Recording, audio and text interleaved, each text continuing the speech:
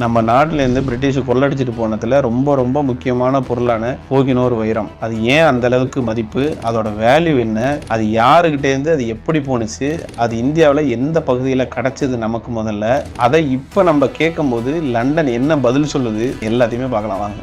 சமீபத்தில் கேரளாவில் ஒரு கோயிலில் 400 கிலோவுக்கு மேலே தங்கம் கிடச்சதா சொல்லி பரபரப்பாக எல்லாரும் நம்ம பேசிகிட்டு இருந்தோம். அதை விட ஒரு 100 மடங்குக்கு மேலே உள்ள பொருளாதாரத்தை இங்கேருந்து பிரிட்டிஷ் கொண்டு போயிருக்கு. அதில் ரொம்ப ரொம்ப முக்கியமான பொருளாக நம்ம நினைக்கிறது கோகினூர் வைரம். அப்பேற்பட்ட விலை மதிக்க முடியாத அந்த கோகினூர் வைரம் எங்கே தெரியுமா கிடச்சிச்சு? இங்கே நம்ம பக்கத்து ஸ்டேட்டான ஆந்திராவில் கோல்கொண்டாங்கிற ஒரு சுரங்கத்திலேருந்து தான் கிடச்சிச்சு. அது மட்டும் இல்லை, அங்கேருந்து அரிய வைரங்கள் நிறைய எங்கேருந்து தான் வந்திருக்கு. சரி, அது ஏன் அந்த சிறப்புன்னு சொல்லி பார்ப்போமா? அக்பர் பீரியடில் ஒரு குறிப்பு இருந்துச்சு. அந்த கோகினூர் வைரத்தை வித்தா உலக மக்கள் எல்லாருக்குமே ஒரு நாளைக்கான உணவை அந்த வைரத்தால கொடுக்க முடியும் அப்படின்னு சொல்லி. அப்போனா அதோட வேல்யூ எவ்வளோ அப்படிங்கிறத நீங்க இமேஜின் பண்ணி பாருங்க. அந்த கோகினூர் வைரம் யார்கிட்ட இருக்கோ அவங்களால தான் இந்த உலகம் ஆளப்படும் அப்படின்னு சொல்லி ஒரு நம்பிக்கை இருந்துச்சு.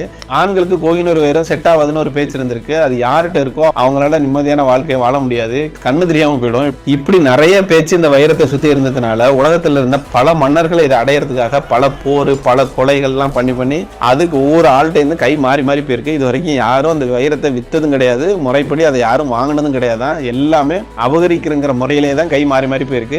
ஷாஜஹான்கிட்டே அது வந்துட்டு போயிருக்கு. 105.8 கேரட் வைரம். அது இங்கிலாந்து இளவரசி அவங்களோட கிரீடத்தை அலங்கரிக்கிறதுக்காக சின்னதா செதுக்கப்பட்டு இப்ப அது மாதிரி அழகா அந்த வடிவத்தில் இருக்கு. சரி, அந்த அரசி கிட்ட அது எப்படி போனுச்சு அப்படிங்கிறத பார்ப்போமா?